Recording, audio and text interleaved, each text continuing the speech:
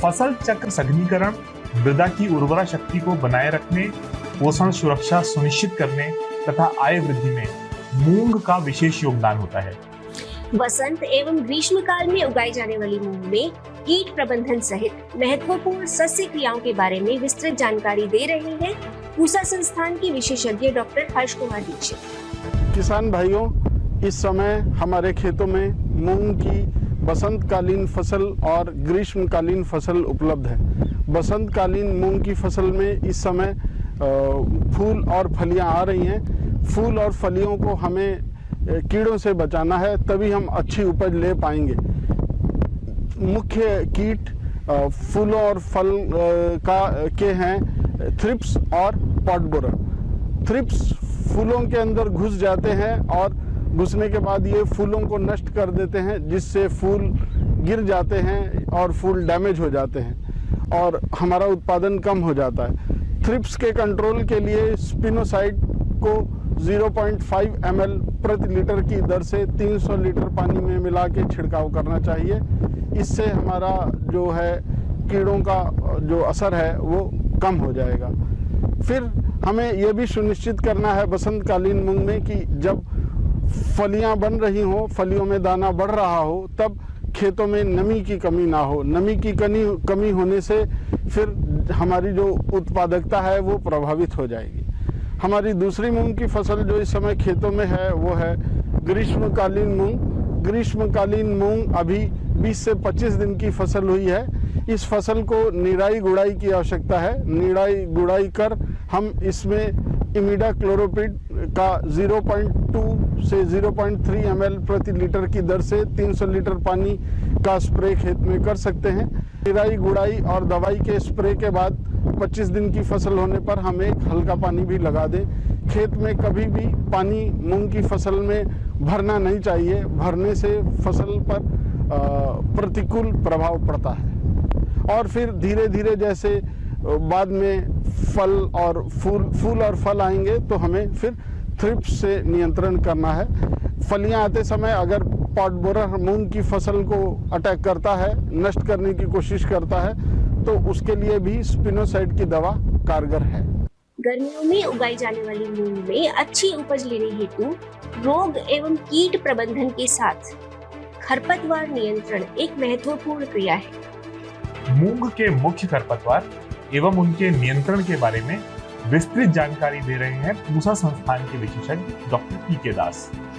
हर फसल के तरह सामार मूंग बीन में भी खरपतवार एक बहुत बड़ी चुनौती होता है। खरपतवार में प्रमुख है साठी, लहसुआ, हजारदाना, जंगली चुलाई, जंगली जूट, मोथा, वाइपर घास, मकड़ा इत्यादि।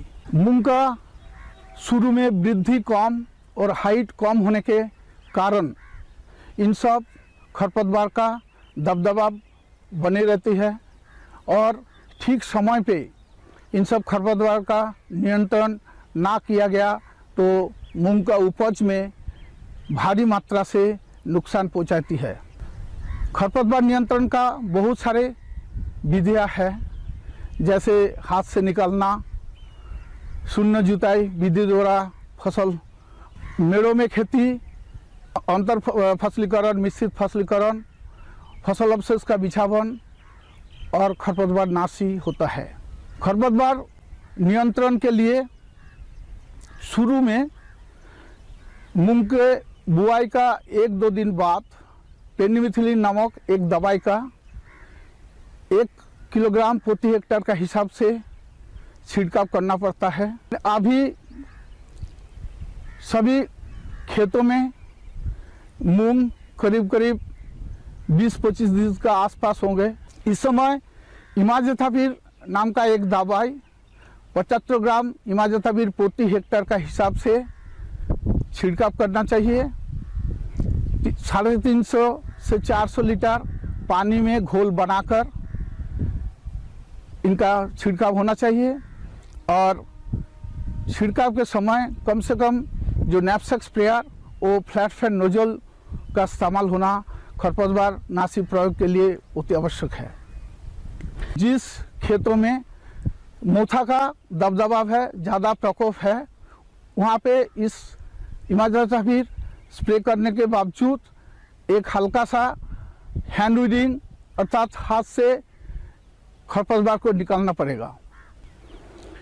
खरपतवार नियंत्रण के लिए जल प्रबंधन एक महत्वपूर्ण है।